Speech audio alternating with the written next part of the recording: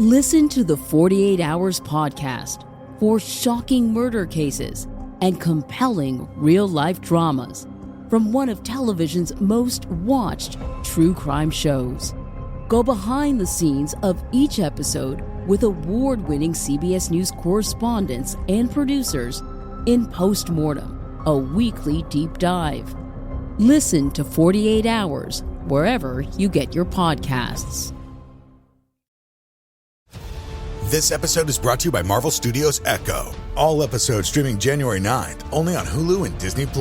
Rated TV MALV. Viewer discretion advised. Maya Lopez has betrayed her mentor, the notorious Kingpin. Now on the run, she returns to her hometown to prepare for the biggest fight of her life. Don't miss Marvel Studios' hardest-hitting series yet. An epic 5-episode event. Marvel Studios Echo. All episodes streaming January 9th, only on Hulu and Disney+.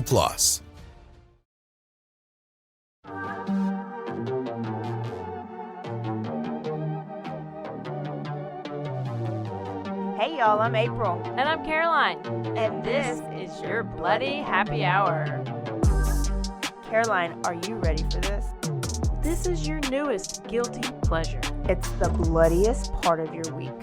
Did we say something about it also being happy hour? Show did. Because we about to be sipping on some murder. Bloody Happy Hour.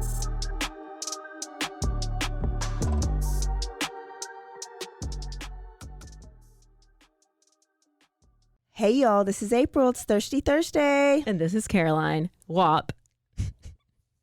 That means we are professionals. You take the worst acronyms and then try to make them better. And then we get called dirt legs. Dirt legs? What's a dirt leg? Obviously us. Well, you know what? I've always wanted to be a dirt leg, so thanks for the compliment, bitch. Welcome to the show, everybody. We're bringing the energy, we're bringing the fun, we're bringing the spark. Yes. So can I tell you about I hope my you book club? do tell me, and all about the traffickers. Yes. I just had True Crime Book Club, and we had a special guest. What's his name? Joseph Scaramucci, who is the detective of human and sex trafficking, but like all over. He goes all over the U.S. He goes to other countries. Sounds like a member of the mob. He has named us, kind of sounded yeah. A little. But you know what? He wants to come on our True Crime on our podcast. Well, to good. Learn us all about it, because he learned us some stuff. He learned us. Like I was learning. He done learned us. He done learned us some stuff. He did debunk some TikTok I did. things that we reported fake news, Caroline. I had spread misinformation. I apologize. Corrections Corner, Fixident Friday. I don't know. So the zip tie, somebody asked him. I didn't even ask him. Probably because they saw it because I posted it on the story and because I talked about it on the podcast. And it's just all over TikTok. Yeah, it is. He said that is BS. I'm trying to give that myself a zip credit. tie on your car is not a way human traffickers are tracking you. There's also another rumor that people were putting peanut butter on your windshields so that you can get out and wipe it off, and then that's when they kidnap you. And the truth is, they don't have to kidnap anybody because victims are walking straight to them, walking straight in their arms, because they're talking to them and grooming them on social media. They're arranging dates, and so the victims are coming to them. Wait, so voluntarily. What do you mean? Voluntarily walking to them? So, like they're like, "Hey, let's meet up," and the kids are like, "Okay, let's meet up." Yeah, because they're catfishing them on Instagram or on adults. They're not. But yeah, voluntarily saying, "Oh, I want to be trafficked." No, but they're voluntarily meeting a stranger who they think is somebody else. Right. Yeah. So what he was saying is, like, there was a post on Facebook here in Waco, or it was all over Facebook, but it was about our local Target, and some woman was there with her kid, Karen, and she saw one guy 3 times. And obviously he was trying to kidnap her and her kid. Clearly. And she even like talked to a worker at Target, and this Target co-signed on it and was like, yeah, I saw him 4 times. And she was walked out to her car. She's staying aware, April. And he obviously walked out to his car too. So then he was heaven following forbid. her. So anyways, that went viral. Scaramucci was like, it's bogus. It's the biggest BS. Like a mom having their kid, it's the least time that they're going to get kidnapped, And just like he said that they don't have to do stuff like that anymore, like maybe back in the day, because all they need is social media. Oh.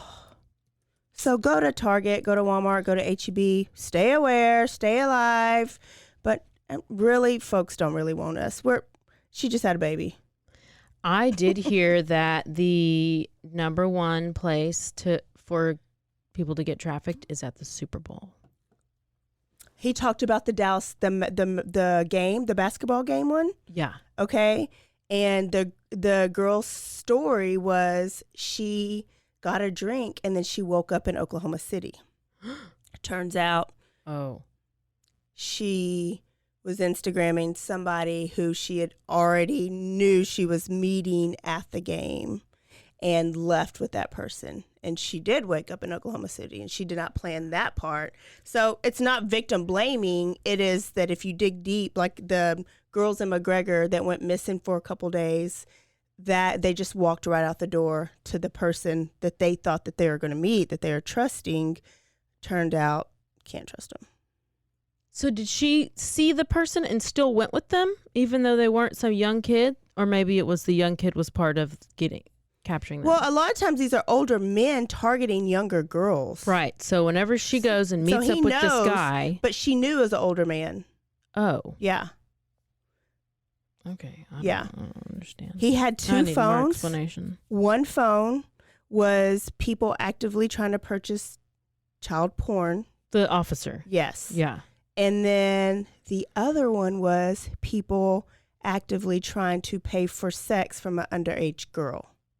So it's like he creates these fake situations, fake posts, fake profiles to get these people to meet him. And then that's when they show up and they knock on the hotel room door or in the parking lot to come join him in the car, because he's posing as a 15-year-old girl, then they get arrested. So when we see these sextings like that, it's like him because he's catfished a lot of people. It's pretty legit. Yeah. I need to talk to him. So, yeah, we're going to bring him on the podcast. So there's a quick little human trafficking lesson. Defendant's commission of these 4 murders over a 10-day period is one of the worst killing sprees in the history of this state. Each one of these murders was a deliberate and planned act. The victims were pre-selected and the murders were purposeful. Therefore, this panel finds that the death penalty is appropriate, should be, and is hereby given for each of the 4 murders by the defendant. Have you ever heard of Nikko Jenkins? I've seen a picture of him. Well, he has a lot of decorations on his face. He does. He's scary. So Nikko Jenkins was born on September 16th, 1986. So he's basically my age.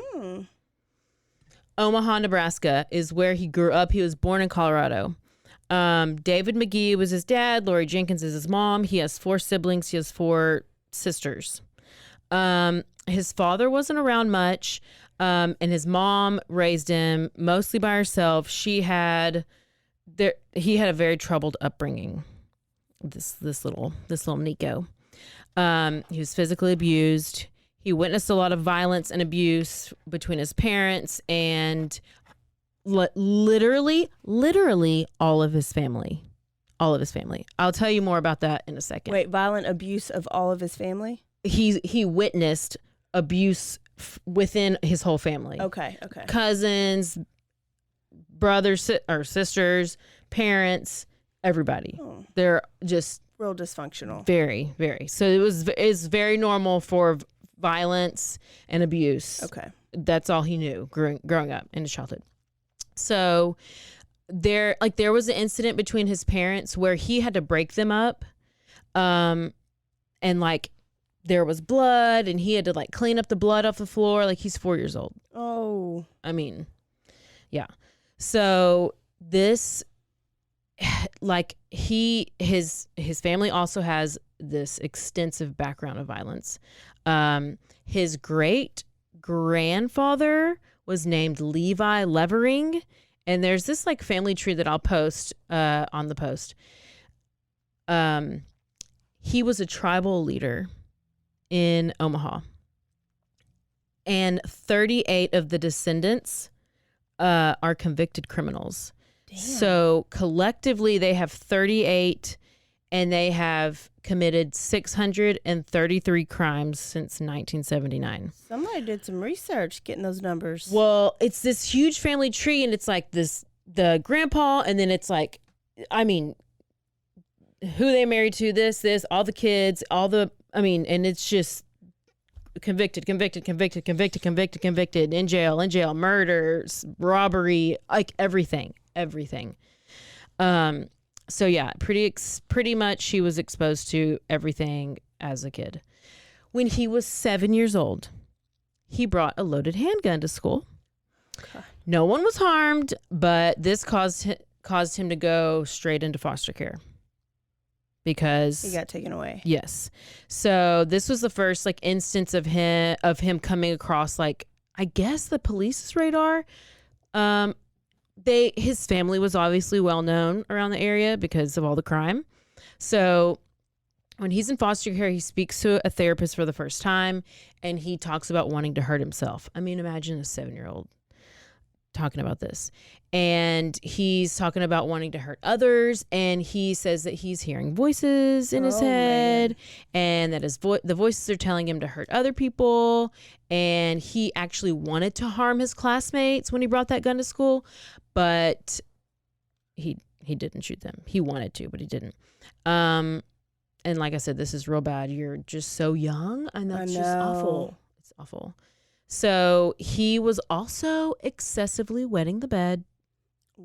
Never a good sign. But the therapist said that was due to his anxiety and his stress, which I get. That sounds right.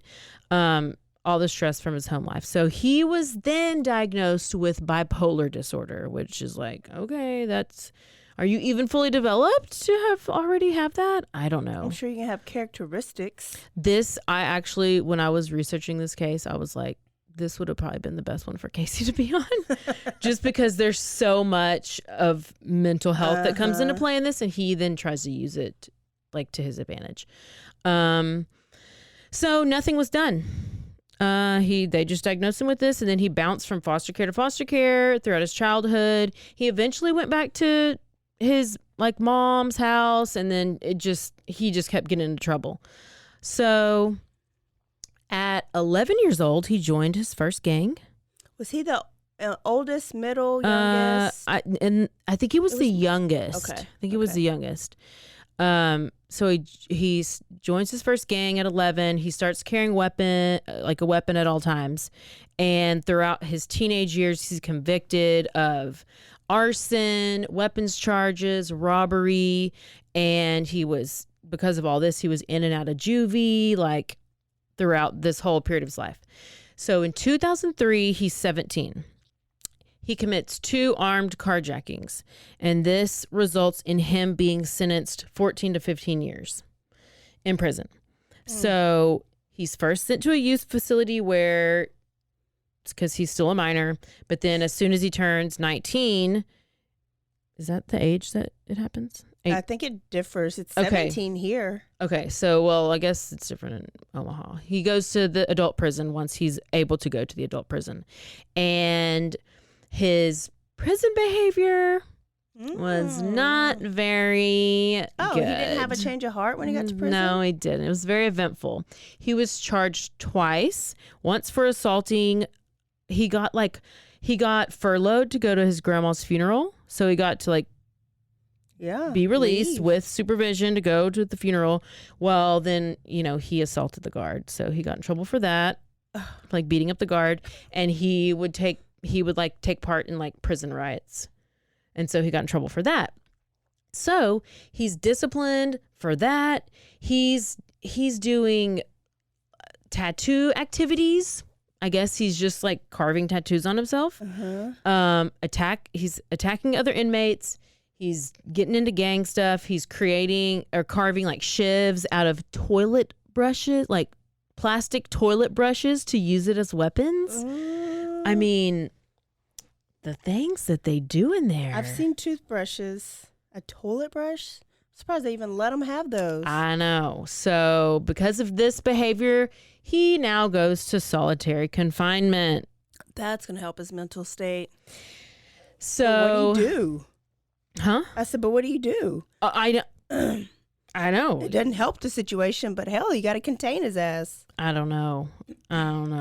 So over the years, he develops this following of female admirers. Oh, because he would have been good looking, yeah, right? He's cute. Eyes. He's pretty short, but he's like, I guess he works out like he's buff. He's buff, lighter skin, lighter eyes. He is go look good at the looking. posts. If you take off all those tattoos and you can see his face, he's a cute guy.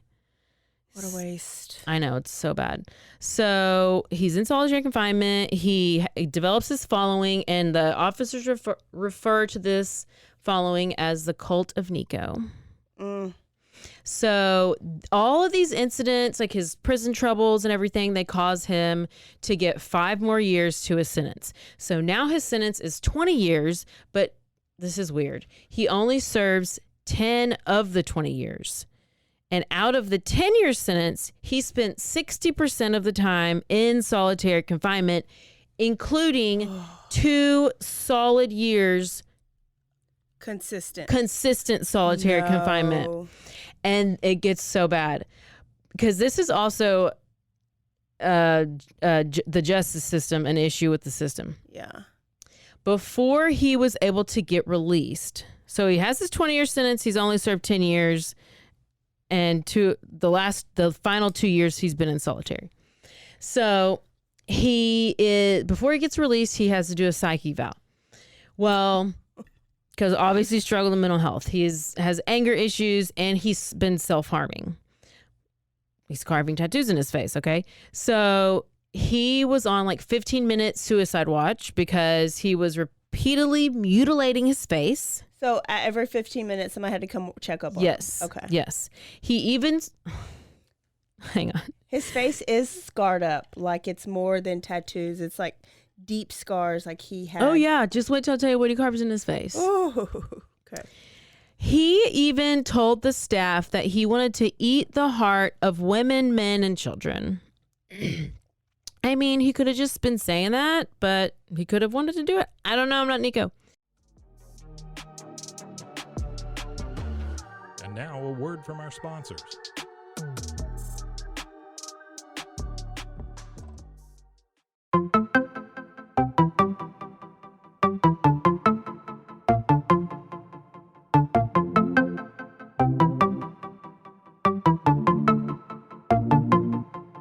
Welcome to One Star Rewind, a new podcast about those dreaded one-star reviews that every business owner hates to receive, but yet every customer loves to read. During this podcast, we will peel back that one-star review to better understand how it happened, when it happened, and what the business owner is doing after receiving that one-star review. This podcast will be about love, hate, and laughter.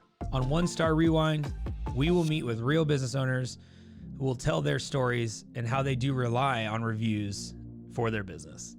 Follow us on Facebook, Instagram, or download us at roguemedianetwork.com. Please subscribe, but only rate and review for not a one-star review. Join us each time for a new review and a new story.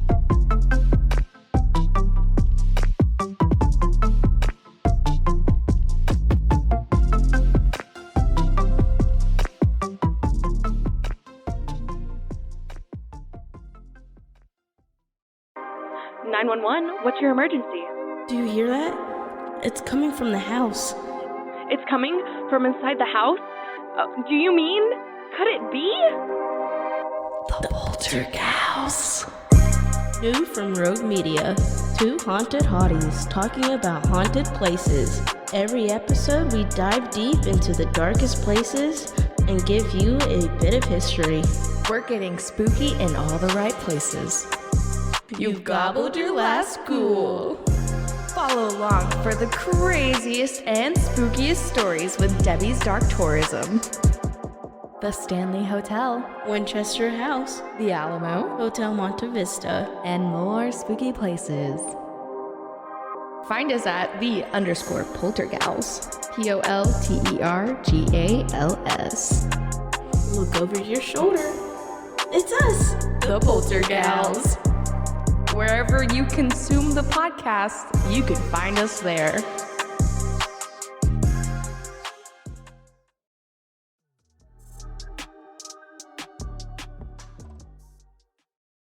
He was also known to, I just want to tell y'all, it's a lot. It's a lot.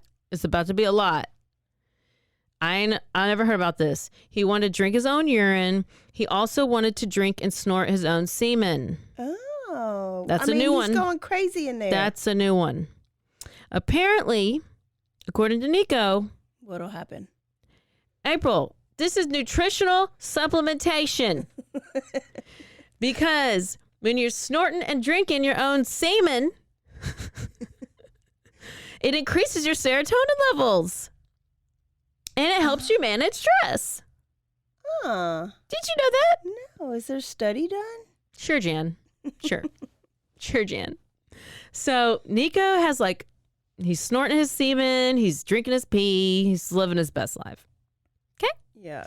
So he has racing, obsessive thoughts. He's still hearing voices. He's now having hallucinations, probably because he's drinking all this pee. And then he starts saying that he's getting instructions from this Egyptian god. He probably is. You've been in a 2x2 room for 2 years. The Egyptian god is Apophis. I call him Apophis. Okay. Now, this god would instruct Nikko to harm others. Now, this god was some scary ass looking devil snake god. It looks like a python, or I don't know what's a python, but I'm just going to refer to it as the devil snake because it's real scary. Yeah. And it had the form of, the god had the form of a serpent. Okay. Which is what the devil's supposed to be. Yeah. And it was known as the demon of chaos and the evil of darkness. Ooh. So I'm about to get my holy water out and sprinkle it on us because I had to talk. When I was typing it, I was getting freaked out. When I talking about it, I'm like, did you do some Hail Marys? Hail Mary, full of grace, the Lord is with thee. Blessed art thou among women. Blessed is for thy womb, Jesus. Holy Mary, Mother of God, pray for sinners now at the hour of death. Amen. You're about to get excommunicated. She Catholic. That sounds about like my song, my books of the New Testament song. That I literally just said, no, I just said the whole prayer accurately and correctly. Go ahead, listen to it again. Thanks, or don't.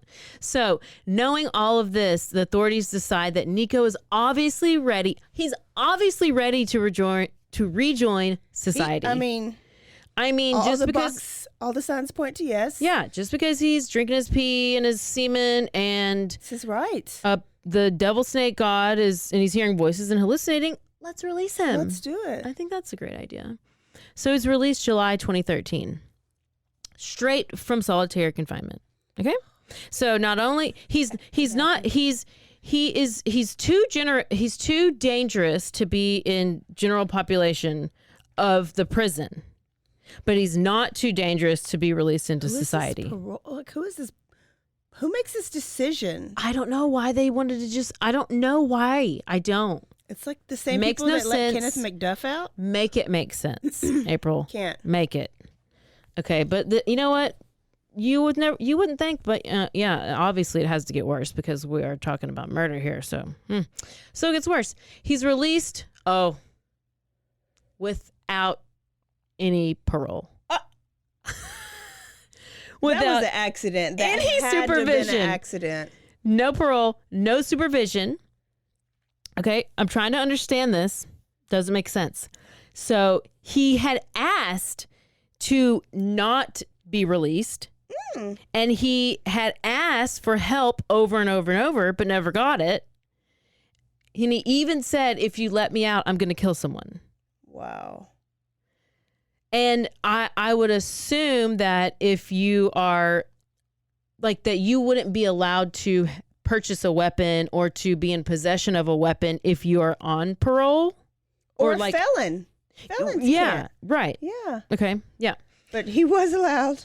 July 30th, which is just we're in July. July 30th, Nikko is released, and his family's throwing him a release party. Release party. Well, you know what? What do you think his family gives him as a gift? Drugs, guns, and women. B, a shotgun. Oh, a shotgun. A shotgun.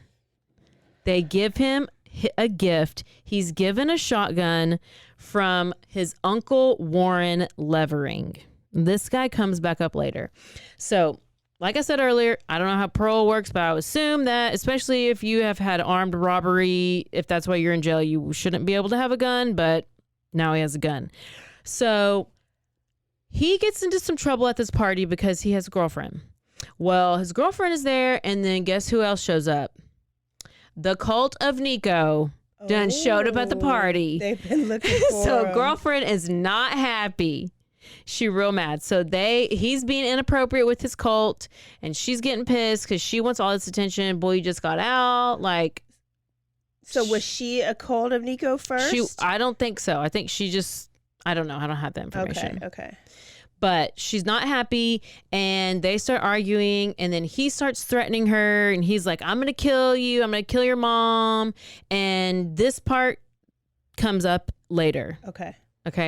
So also at the party, Nikko says that he wants to move to Florida, and he wants to commit some he's all about committing robberies. Like, he's number one, he just wants to rob people.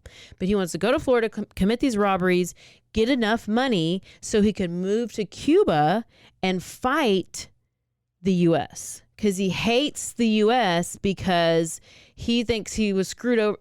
And he was. Yes. The system, all the systems because failed he him. has a grudge against the system. Is he going to be on Kim's podcast? The system? And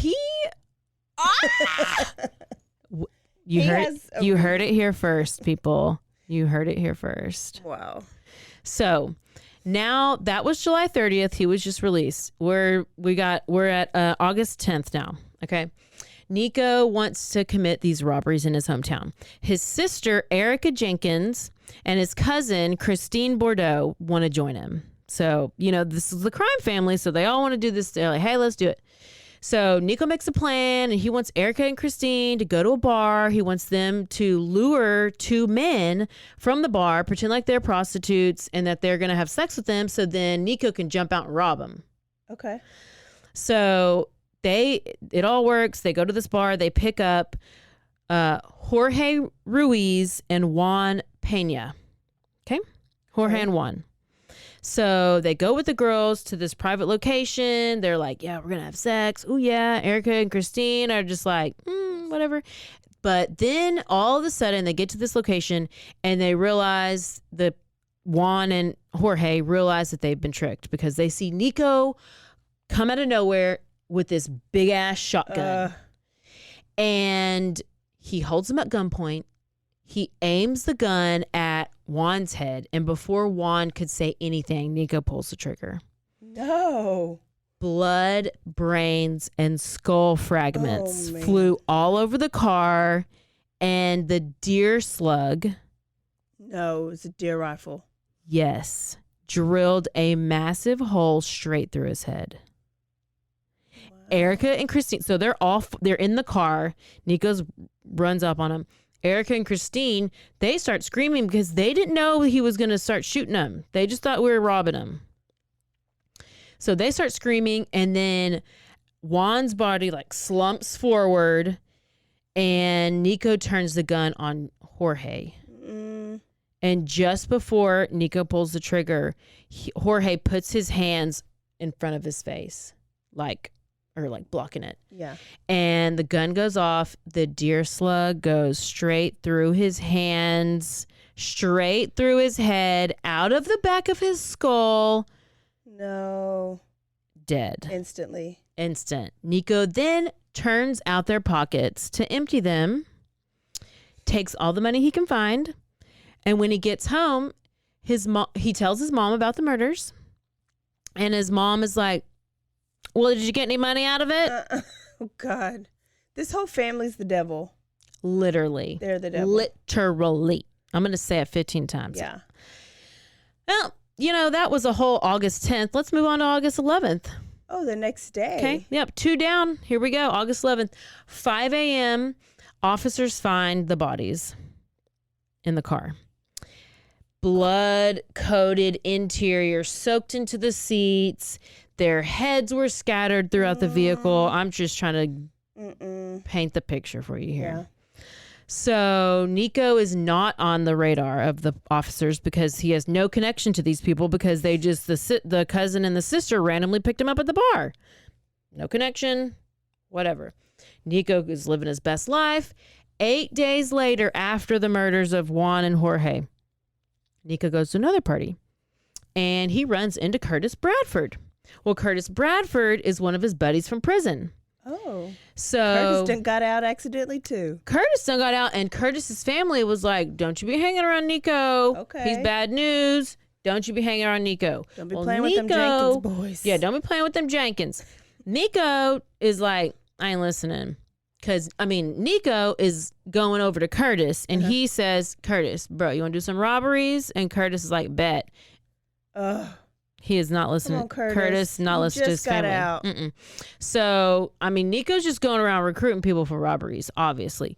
So, Nikko and his sister Erica show up to go pick up Curtis. Well, Erica is convinced. Are we good? No, yeah. Erica is convinced that Curtis is who shot up her house recently, a few weeks back. So she doesn't like Curtis. Okay. Because she's like, I don't like Curtis. But she didn't tell Nikko this. Oh, so Erica and they're still friends with Nikko, even though he blew the brains out. Because they're a crime family. They don't give a shit about anything. Even though they probably were like, man, you got blood on me. Next time, wait till I move out the way. Exactly. Wow. Erica is real mad because she's like, Curtis done shot up my house a couple weeks ago and I'm mad. I want to get revenge. Well, she has Nikko's shotgun. She's holding the shotgun. And with no hesitation, she aims the shotgun at Curtis and shoots him. He falls to the ground and Nikko grabs the shotgun from her. He's pissed because Erica did not do it right. He walks over to Curtis's body and shoots him again, execution style. He already did. I'm going to shoot him again. Once again, police don't suspect a thing. Curtis just laying there, I guess, on the ground, and they just let him. Wow. So here they go. 2 days later, after the murder of Curtis, Lil Wayne comes to town. Lil Wayne? You didn't know there was going to be a Lil Wayne in the story, did you? No. We got a story now. Lil Wayne comes to town. Nikko is out with his sister Erica. He's out with the cousin Christine. So we got the same players. They're loving it. And guess who's going to join them? Uncle Warren, the guy who gave Nikko the shotgun at the release party. Okay. So they are out looking to steal a SUV so they can all four go around and rob people so they can get tickets to Lil Wayne concert. Oh, Lordy, Lil Wayne. Why you gonna be that good? Listen, he just ruined the whole story. So this is where this is the worst part and never mind. They spot an SUV that they like, and this SUV belongs to Andrea Kruger. Okay. Mother of 3. Daddy's name Freddie? I think. Okay. She's on her way home from work. She work at a bar. She's coming home late night. Kid's sick or something. She pulls up to a stop sign and Nikko and Uncle Warren are in a car and they pull up in front of the car, in front of her car, block her in because she's at the stop sign. They block her in. They get out. Nikko jumps out of the car, got the shotgun in his hand, rips open the door, throws her to the ground, aims the shotgun at her, and she struggles, and no hesitation, shoots her 4 times. Hey, he warned people. He warned them, if you let me out, this is what I'm going to do. Yep. Shoots her 4 times. She's on the ground screaming. Shoots her in the neck, the back, the head. She's unrecognizable. Awful. Awful, awful. They then hop into the SUV because that's the whole point. Yeah. Man, can you not just get her out and take it? No. Oh, she's still in there. No, she was they pull her out. Okay. Throw her to the ground, shoot her. She's laying on the ground. They jump in and take off. But I just was like, could you not just take her out and take the car? But you had to kill her. Yeah. But that's not how that's not what the Apophis told him to do. Hypothesis. So they drive around for 2.5 hours before anything happens. And then they eventually abandon the car. So they did all that for a 2-hour joyride. Yeah. I don't even think they went to the concert. She's a single mom. She probably didn't have the cash. They were getting the SUV so they could go around and rob people to get money for the concert. They didn't even do it. Okay. They didn't even do it. So now we have 4 senseless murders. 4. Okay. Jorge, Juan, Curtis, Andrea. And police realize we got a spree killer on the loose. And let me tell you, I'm sure you know. Do you want me to tell you? I was going to tell them the difference between a spree killer and a serial killer. Do it, but I had to look it up today, but do it.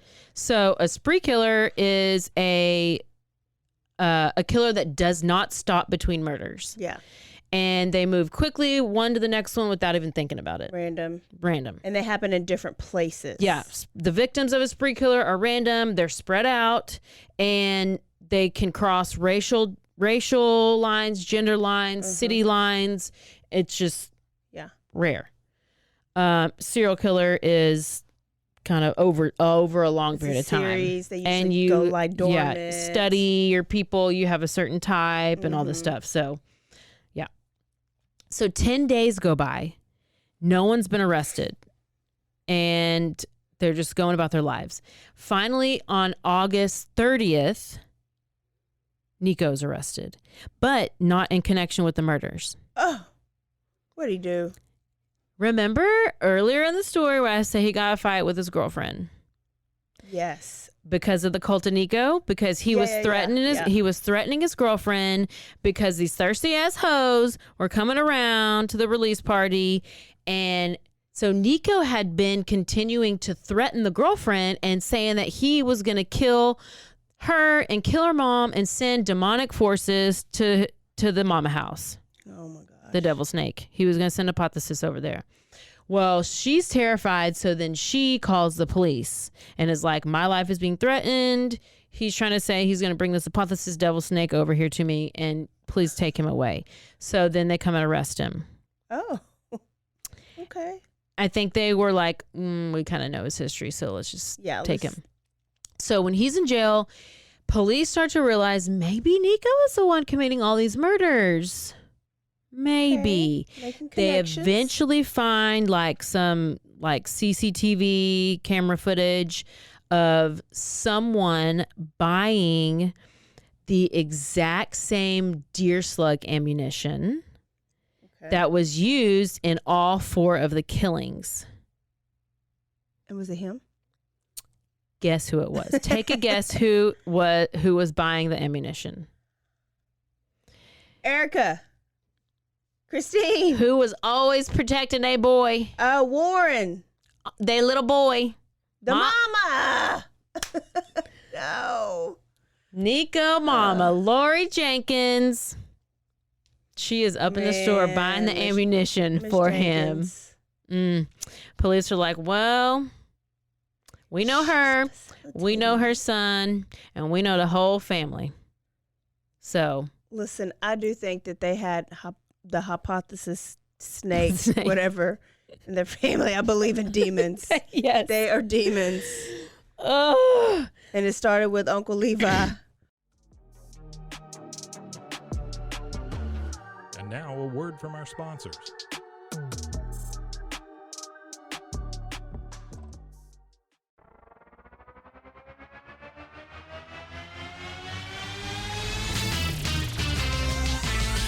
Bros and foes and heroes.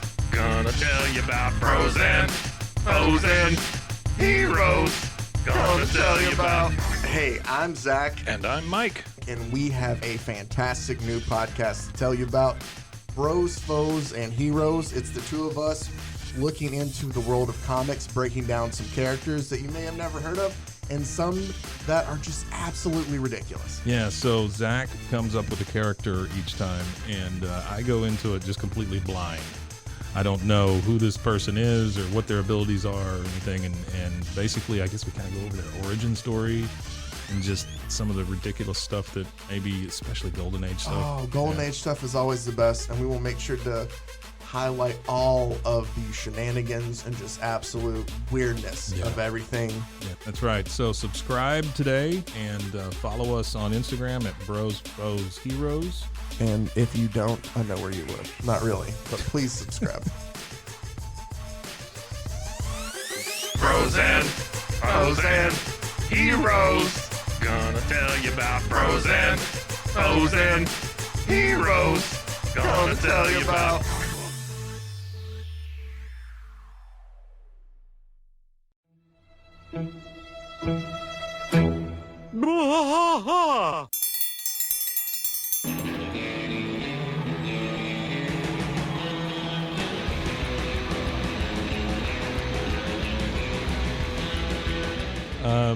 What are we doing here, Rusty? What are we going to do?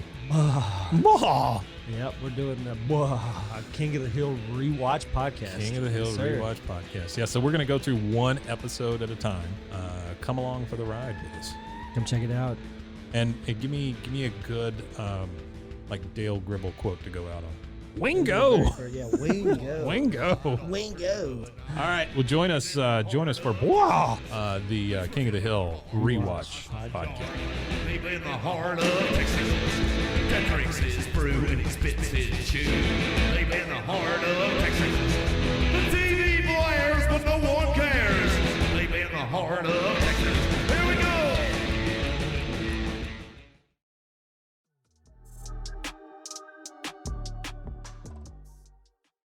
Back to the show. So, since Nikko is already in custody, it's super easy for the officers to question him, clearly. So, on September 3rd, they spend 8 hours questioning him. Okay. 8 hours about these 4 murders. So, listen to what he does. He first denies knowing anything about the murders. That's what you do. Or having any involvement. Then he goes and he blames Erica and Christine and says that he was somewhat involved and he was basically just providing the supervisor. He was providing intelligence. Oh. Yeah. He was just providing intelligence. He's narrating it. Yeah. And he you know what? You know what was really nice of him? I'll tell you. He offered to wear a wire and to go back into the neighborhood and collect evidence. Oh. I mean, how nice is that? Was he DTF? He was clearly DTF. Sure, Jan. Sure. So then he changes the story again and he starts speaking in tongues. Hail Mary, full of God, the Lord is with you. Me, blessed art thou among women, and blessed up your holy name was found from Chibleep. That's about what he said. That's about what he said. His hypothesis was not good. So the devil snake, he said that the devil snake was telling him to commit all these murders. He said he would never hurt a woman unless he was directed to. Okay. Oh. By the serpent god. By anthropology. What's his name? Apophis. Apophis. And then he finally admits to committing the murders, probably because it's been so long. 8 hours. 8 hours. And he says that he did it in order to get revenge on the correctional system because he believed that he should have never been let out, and which I agree with, and that he told the police, like, I told you so, I warned you, like, you should have never let me out, I told you I was going to kill somebody, and he was all over the place, but by the end of the questioning, He confessed to the crimes, and so they arrest him for all 4 of the murders, even though he's already in jail. And I'm pretty, like, he said robbery, but he was more pissed at the system. But I just hate that all these people had to die for no reason that had nothing to do with. He should have never. I mean, you know what makes me so mad? And this is like, if he was a serial killer, he could have targeted the people that let him out. Like, that would have been more. Wouldn't have been better, but it would have just made more sense. You know, why do people have children if they're so terrible? If the people are terrible? Like, why are you having kids if you are drug addicted, murdering people? You don't do it on purpose? I'm pretty sure it's not on purpose. Or it is because you But, get like, more money out how- the system. And. Wait, what? Yes, welfare money, more kids you have. It's money. Kids are money. But you gotta When you pay. don't work. Kids are expensive. Not when you can live off this. I'm assuming that they are, but kids are expensive. I It mean, didn't make sense, but there's a lot of people that just think that. it's so sad that you are like you're 4 years old and you're already like you have no life. Yeah. Because this is what you had to grow up around. You have And no he chance. was so cute. Why didn't nobody want him at 4? He was at He the could have foster been homes. saved. Yeah. He was so violent to the other kids. Like he was like that's why he kept going from home to home to home. So 4 years old was already too late. And then 7 he brought the gun. I mean, it's just like the family's that cursed. is your whole like you have no chance even to live. I don't know. I Maybe think the most- people do. I don't know. Just don't date a Jenkins. Don't have a kid by Jenkins. Listen, Nikko then is finally awaiting trial. Now this kind of drags on a little bit because he decides that he's going to file a lawsuit against the state of Nebraska. $24.5 million. Oh. He's really reaching. So he's going to file this lawsuit saying they should have never let him out, that this could have been prevented, and that he should not be blamed for the killings. He then writes a 6-page letter saying that he is not fit to stand trial due he does. to his mental illness and mental health issues. Is it a notebook paper? Probably. Did he have a spiral? It's college ruled, not wide ruled. So he gets more words in. The person usually doesn't say that. It's usually a damn doctor that comes in and evaluates. He's just like, I'm not competent to stand trial, which he's really not. No, but he's. I mean, he's clearly mentally. He is. Because He's he knows what's going competent on. because he's It's planned. Yeah. Yeah. So the judge grants him a psych eval, another one, to see if he's fit to stand trial. And, so he's previously diagnosed, like, he's bipolar. Yes, when he was a little kid. And he also got diagnosed before he was released, whenever he was in solitary. And then they did a thing. They said bipolar disorder again, or they said something else? I'm about to tell you. Oh, okay. So he was previously diagnosed that time with schizophrenia, bipolar, and obsessive compulsive disorder. Okay. Now, because he's been evaluated so many times, and there's so many different. They're all canceling each other out. They're so confused. So when they're doing this current evaluation, they say that he has antisocial personality disorder, and that he's faking or feigning, as Dr. Curry would say from the trial, Johnny Depp trial. Love you, Dr. Curry, if you're watching. That he's faking these psychotic symptoms. He's making up the voices in his head and in order to justify his actions. So Nikko continually talked about mental illness, but he refused to take any medication. Why? Maybe because he's did making there say anything it about up. drugs or alcohol? Like, does he? No. They didn't. No. Wow. So during all this is all him. Him and So Apophis. like during the eval, he would like talk to himself, and he was like, "I'm a brilliant mastermind." He would constantly bragging about himself and just like elevating himself to he's just above. So after several interviews with several different doctors, they believe that he's a sociopath and that he would not benefit from treatment. And they finally concluded that Nikko was manipulative, deceitful, and dangerous. You think? I'm so shocked at those conclusions. That's probably the right diagnosis. My thoughts are that he has all of these disorders. All of the above. Now, all of the above. I don't know why they're saying, I mean, I don't know why they say he's making this stuff up, but I do have a theory, and I'm going to tell you that theory in a second. Okay? So hold on to your, that was morbid. I'm going to say it. Hold on to your shoes for that theory. Hold on to your face. The judge finally deems Nikko competent to stand trial. Okay. Okay. So they've done all these evaluations. Everything's happening. He's competent now. And because now, if you don't know, I mean, because he does sound crazy, but if you are, it's a matter of being, if he is insane or not. So he just needs to understand what is going on. So when the judge talked to Nikko during these competency hearings, Nikko would argue that some of his constitutional rights have been violated since he was arrested. And the fact that he understood what his constitutional rights were meant that he understood exactly what was going on, meant that he was competent to stand trial. And the fact that he knows that the system failed him, yes, so means that he was competent to stand trial. Yeah, which that is always like. It's also everybody else's fault. Yeah, for him. Yes, yes. So then Nikko does what any great psychopath does. Uh-oh. Tell me. He fires his attorneys and decides to represent himself. Oh, man. He Ted Bundy'd him. Didn't think he was before. He is officially a sociopath.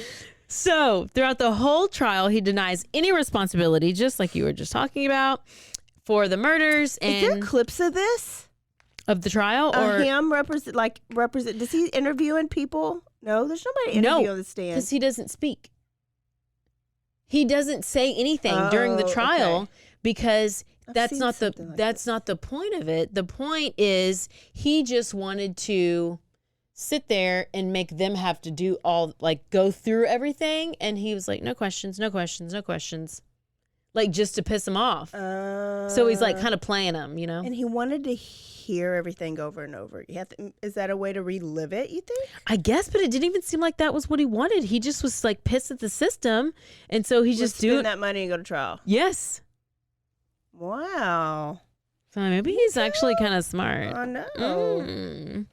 Nikko a Trico. Okay. Usually spree killers aren't very interesting, but he's interesting. He's probably like pretty charismatic. I feel like he is. So were you a Nikko cult member? We might be cult. I might actually. Nikko's cults? Yeah. Listen. Wait till I tell you how it ends. So he is denying responsibility this whole time because guess what? Guess whose fault it is? Damn you, Apophis. It's Apophis' fault. It's the snake god's fault. The snake god was ordering him to do all these things. The snake god made him do these killings as sacrifices. Then he started speaking tongues again. So April 16th, 2014, Nikko is found I'm just kidding. He's found guilty. He's found guilty of all 4 murders. But before he's sentenced, his mental health status comes up again. Uh-oh. Whether he is competent enough to face the death penalty. Yes. So the sentencing continues. It gets pushed back. There's delays.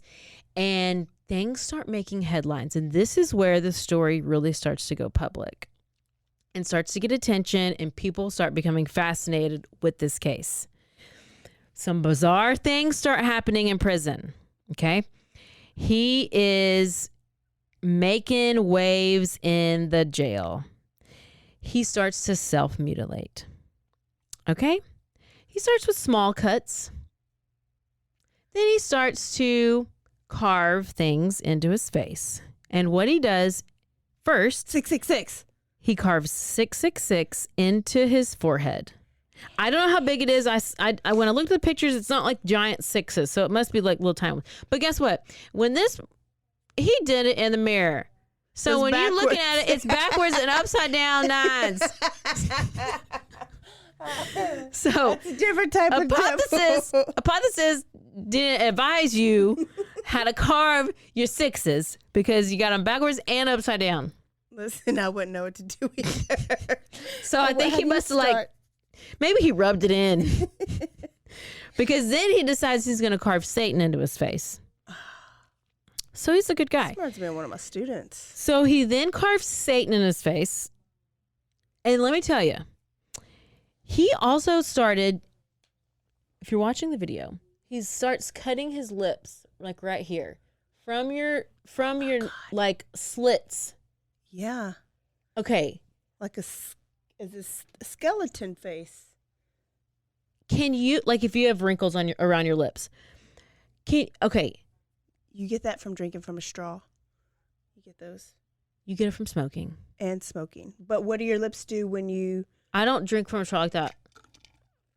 Oh, so you're just going to get them right on the side. I'm going to stop drinking out of straw. But listen, have you ever had a paper cut? Have you ever bit your lip? Yeah. Have you ever had a cut on your lip? Think about how bad a tiny little teeny tiny cut feels. Think about, because the pain receptors in your lips, I just think about that has got to be so painful. I know, like your face, whatever, but your lips are tender as well as the palms of your hands, because I had to be poked in my hands before. That's just, I don't know. They probably like the pain. I guess, but that hurts so bad. It stings. Anyway, I digress. Because you know what? This is the least of his pain. Because let me tell you what he does next. Uh-oh. You know, he really loves this Apophis snake, devil snake. So what he gonna do? He's gonna cut his tongue in half so he can have a tongue that resembles a snake. Oh my God, I got a student that has done all three of these things. Oh, there's one more after this. Let me tell you though. He had to get 9 stitches in his tongue. For that one. His final mutilation. Do you have any guesses? Something to his penis. You bitch. His final mutilation, he takes a razor and tries to carve his penis to look like a snake. But I thought it already looked like a snake. Nikko? Maybe he wasn't circumcised. Nikko, is this thing on? Nikko, your penis already looks like a snake. I'm sorry. Maybe he wasn't circumcised. So he was carving he was getting the foreskin off? Yes. Oh, well. He was like, mine looks like a mushroom. I need it to look like a snake. Let's just get all the skin off. Do you think the cult of Nikko was advising him on this? You think they're coming in for their conjugals and they're like, I think you should try next. Yeah. Get that skin out. Get it off. Make it look like a real snake. If he'd have been circumcised, he probably wouldn't have done any of this. Make it look like a real... I think we Blame do... the doctor. You know what? We need to write him after this and ask him if he's circumcised. Oh my God, he's still alive. There are several stories. So this is getting all the public attention.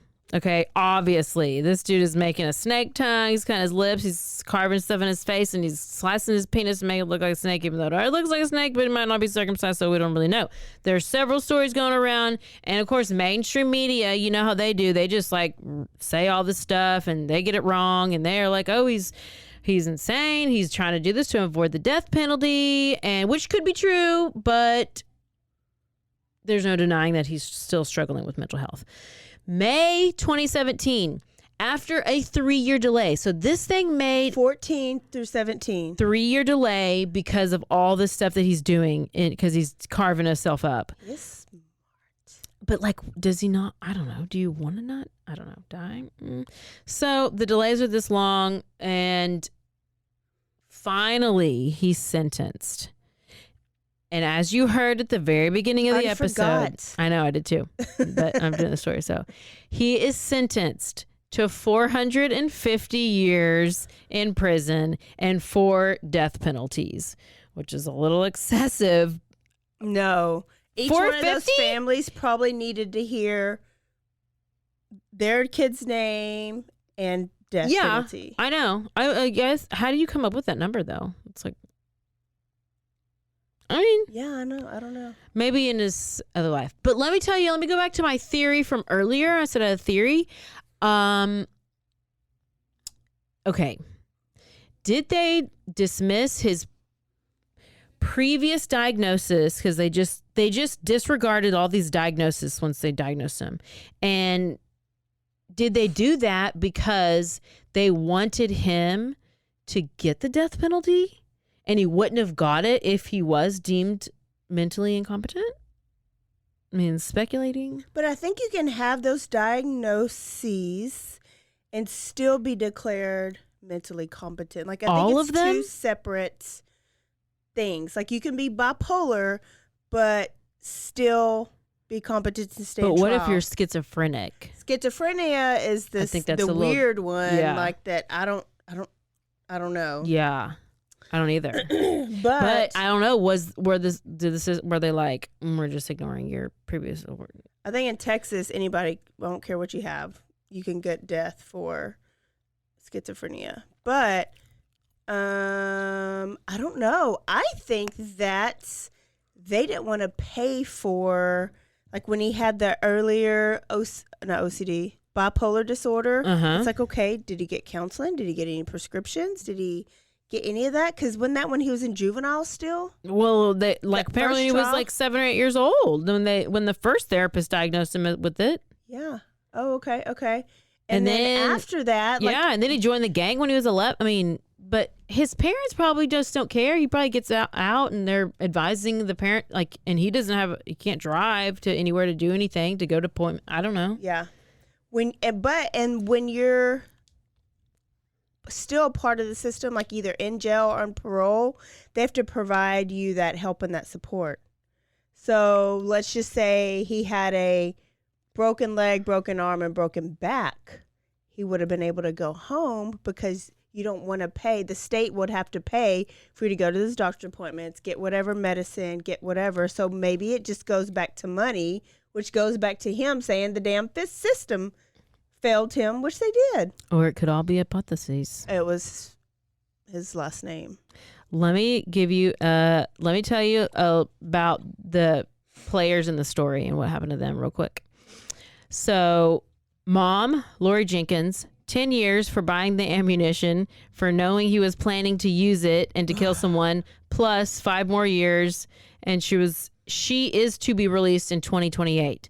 Sister Erica Jenkins, life in prison for murder of Curtis Bradford and for taking part in some of the robberies.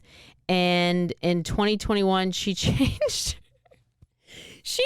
her name to Illuminati Goddess Enika Prestige.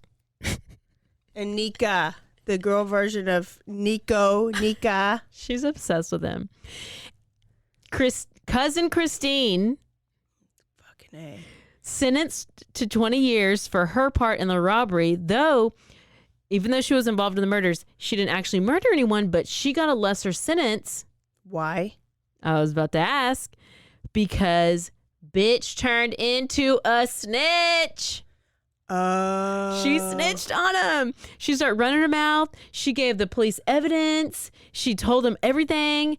And this was crucial to the conviction. Yeah. For them and the rest of the family. And at one point, they actually put Sister Erica and cousin Christine in the same jail cell. They put them in the same cell. Sister Erica, cousin Christine. So sister was pissed because Christine was snitching, beats her with the padlock, almost beats her to death. They were, what's it called when you try to start something? Not gaslighting, but it's instigating. They were instigating. They were like, let's see what happens when we put them in the same cell. They're like, this family is so screwed up. Let's just figure it out for them. Let's save the state money and just let them kill each other. So then we got Uncle Warren, who's the guy that got him the shotgun at the release party. He was sentenced to 40 years in prison for his part in the murder of Andrea Kruger.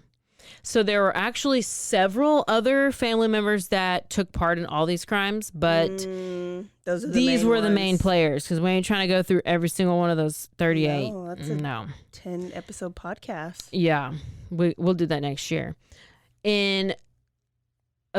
Last thing, in 2018, Nikko attempted suicide by slashing his throat. He survived. They began forcibly medicating him, which helped but didn't last long. 2019, he pulled a tile from the prison walls. Don't ask. Sharpened it, stabbed himself in the eyes and neck multiple times. Then finally, we're almost there. Hang in there. April 2020. So yesterday. Supreme Court refused to hear his appeal, and there was a 420-page document that was about the appeal, like that. I don't know. Did he do that? I don't know why it was such a giant document, but the Supreme Court is like, we ain't trying to hear that. We're not trying to hear that. Listen, shred the document. We're not reading it. To this day, he is still alive. The attorneys and the doctors are still arguing about his mental health and if he's mentally ill or not. And so he's still just in prison there, and he is seen as one of Nebraska's most terrifying killers. Yes. He is, and one of the only ones, because I only found out about him because I had a friend going to Nebraska, and I was like, "Ooh, can I send them on a?" He's not like heavily talked about. No, like he came up, and that picture scares you, but no, I only found out because somebody was going to the A&M and Nebraska game or something like that last year. Boy, he's scary. Oh, he is the scariest. You know what? snake. I think they need an exorcism. I think that's why they can't figure out what's wrong with them. They need an exorcism. Let me see. Look at all that. I mean, he just writes all this stuff on his face. Listen, I'm going to tell you once, I'm going to tell you again. You got face tattoos? That's a little You sketchy. got a situation you need to figure out. I'm not trying to tell you how to live your life. You live your best life. You get tattoos. You get piercings. You do the things. You do you, boo. But if it's Not on your your face, I'm going to need you to go talk to Casey or find a therapist or go pray about it. Casey, here's your question. I mean, here's what I need you to tell us. Can untreated bipolar disorder escalate to this? We obviously know schizophrenia can. Is he a sociopath? I think he's everything. Can you be all of them?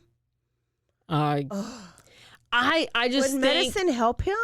No. Oh, it didn't. But he wouldn't He's a crack take it. baby. He's a crack baby. Oh, he wouldn't take it. I thought you said it didn't work for long. he had to be forcibly took it whenever he started slitting his throat after he was already sentenced and his tactics didn't work. He's a drug baby. That's why none of the medicine works. I just saw. He never talked about drugs. That was such a good story. I hope lost y'all track loved of time. Look at that. I hope y'all loved it. I really enjoyed researching it because there was a little bit of comedy there because, you know, you got to just add it in there. So many twists and turns. I mean, and I really hope that he circumcised himself because if he didn't, then the cult of Nikko may be gone. The cult of Nikko, they were all about that circumcision. I wonder if they still like him. Probably even more. You know what? I'm sure we can write him. All right, y'all. We will see y'all in a week. Don't forget to stay aware, stay alive, and always be DTF. Go rate, review, and subscribe right now. Do it. What does DTF mean? Down to find the murderer. Bye, the y'all. killer. Peace out. Bitch, don't be swinging that thing in my face.